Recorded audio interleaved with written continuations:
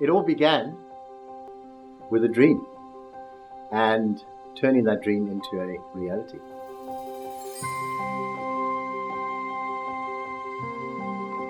We'd been living in South Africa for 10 years, coming from Zimbabwe, native Zimbabweans, and we loved Cape Town like everybody does, but it wasn't real Africa. And we came to Tanzania, and that was in October of 1993. And we just fell in love with it. So we made the decision. We went back, we closed up. I sold my business and we rented our house out in Cape Town and made the move. We were just loving the hustle and bustle of Dar es Salaam, even the heat and the humidity. And we felt alive. We felt like this is the real Africa that we are looking for.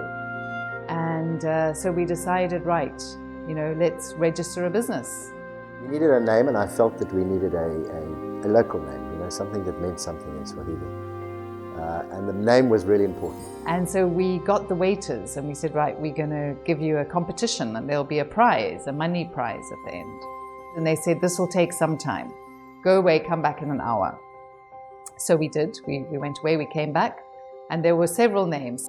One name that really stuck out was given to us by a waiter called Nathian. And Nathian actually gave us the name of Nabaki Afrika. That means I remain in Africa, but really remain, as in your roots, you're there forever. And we said, we loved that name. And we said, fine, you're the winner. And we gave him his 10,000 shillings. And he added limited to the name. So that was our name, Nabaki Afrika. And interestingly, 9 months later, in July of 1994, we launched Nabaki at Saba Saba, which is an annual trade fair in Dar es Salaam. We got our first taste of Swahili wood. It was interesting. The containers were delayed. We worked for 3 days, no sleep, just building the stand, and it was amazing. We made it. We then set up office, and we then thought we were going to fly. And we were arrogant. Let's face facts, we were arrogant. We thought, well, we could come with all of this knowledge, bring South African products that were also African, but made for Africa. And we thought, well, we'd wax it. We came in on our high horse, thinking that we knew Africa. And we were knocked right down. And it was only when we were on the ground bleeding, thinking, right, let's get out of here, but not able to afford the move to go back to South Africa. We looked at things slightly differently and said, you know what, we've got to start listening.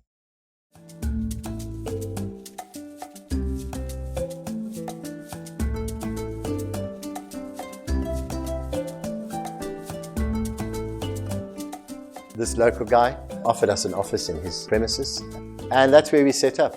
We didn't even really have a computer. We were at the bottom of the pile then. But in a way, we were in the best place. And we started listening to what people wanted, what people needed. People started to come to see us, and it was, funny enough, it was the right people. We realized that our market was Tanzanian. That really had us right there, up close and personal, side by side with Tanzanians. They became our greatest friends and our best customers. We then started employing people, and to me it's all about human development, not human resources.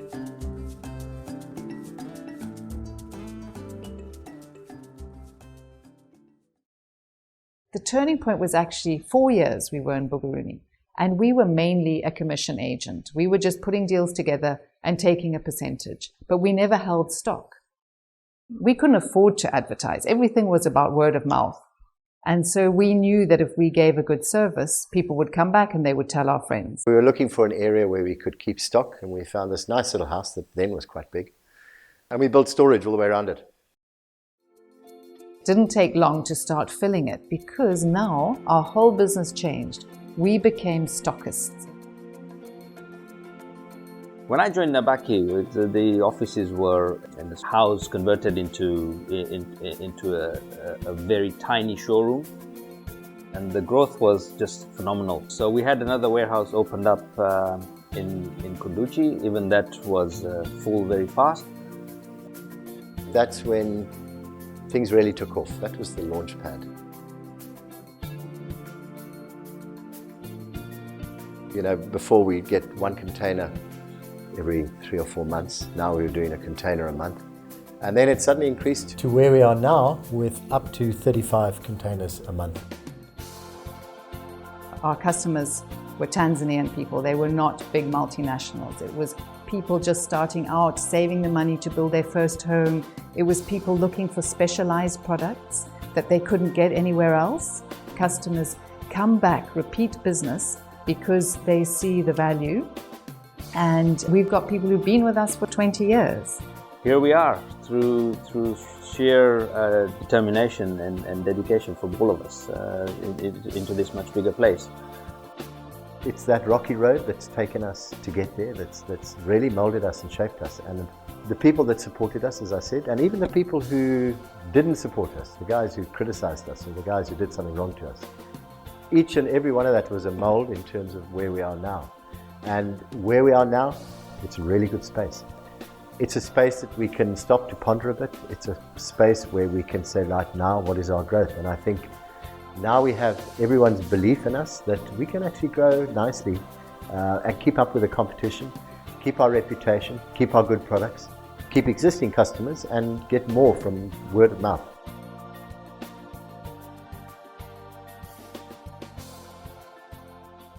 Nabaki Afrika has evolved from a family business, from obviously Hamish, Tanya, and 2 or 3 other support members, to a team of over 100 people now.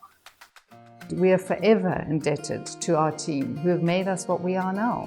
They're at the face. They're telling us what the market needs. They are the face of Nabaki, and we love our team. We don't call people staff or employees. It's all one team. Is really the passion that has been harnessed from every single member of our team.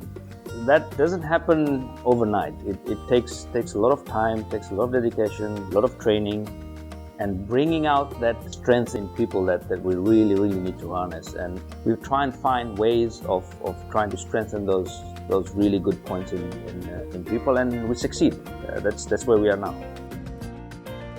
It's not about the products we sell or the service we give. It's actually about the people.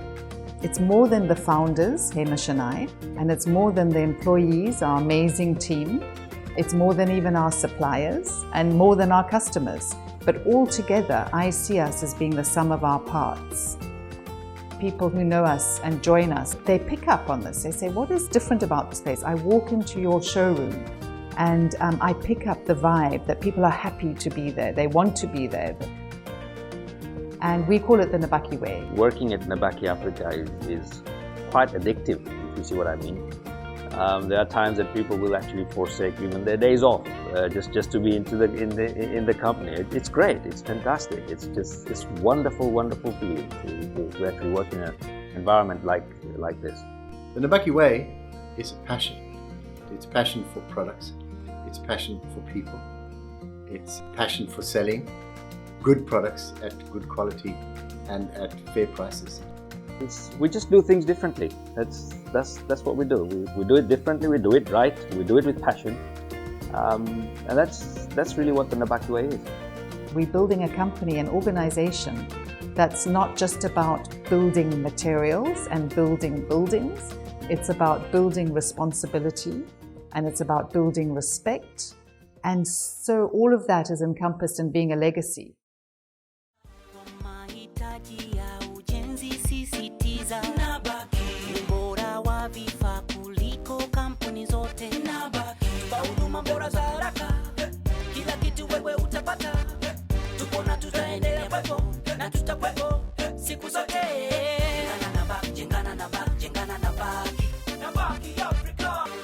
Nabaki Afrika.